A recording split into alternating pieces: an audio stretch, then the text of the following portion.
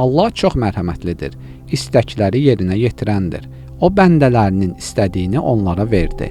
Zalım Calutla vuruşması üçün Talutu İsrail oğullarına hökmdar seçməyi əmr etdi.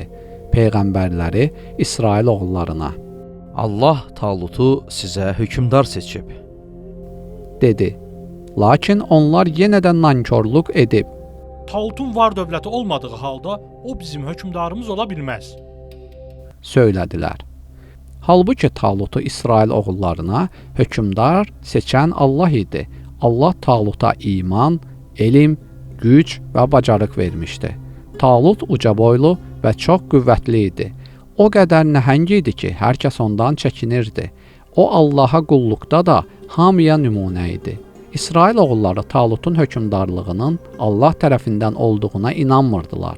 Bunu sübut etməsi üçün peyğəmbərlərindən onlara bir əlamət göstərməsini tələb edirdilər. Bir gün peyğəmbərləri onlara Talutun hökmdarlığının əlaməti olaraq sizə bir sandıq gələcəkdir, dedi. Mələklər xəbər verilən sandığı səmadan yerə endirdilər.